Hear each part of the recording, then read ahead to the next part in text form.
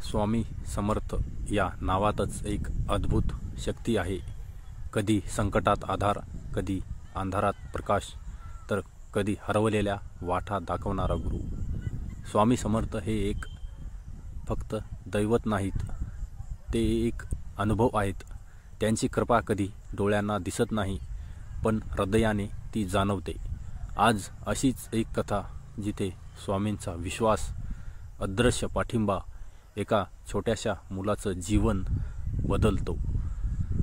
कथा विश्वासाचा हात। एका गरीब घरात राहणारा गोविंदा नावाचा मुलगा गावात फुलं विकायचा।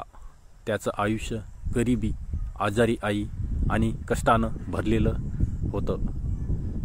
त्याच्या छोट्याशा हातात एकच शक्ती होती, स्वामी समर्थांची एक छोटी मूर्ती। आणि त्याची आई सांगायची, बाळा, कितीही वाईट वेळ आली तरी घाबरू नकोस, स्वामी तुझ्या पाठीशी आहेत। एक दिवस गावात जोरदार पाऊस पडला। गोविंदाची फुलं वाहून गेली, कमाई शून्य।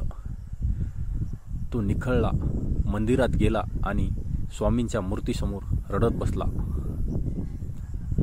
स्वामी, मी रोज प्रामाणिक राहतो, पण आज काय चुकलं? तेवढ्यात एक वृद्ध बाबा येतात।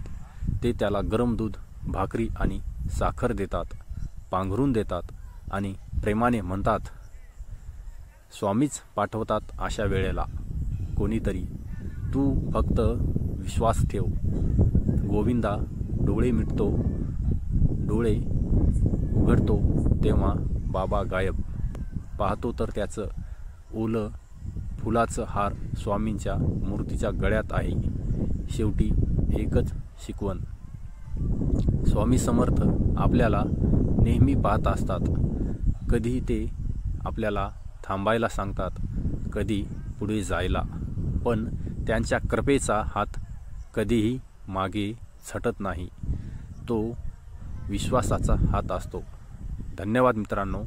कथा कशी आवडली हे आम्हाला नक्की कमेंट करून कळवा आणि चॅनलला सबस्क्राईब करा। धन्यवाद।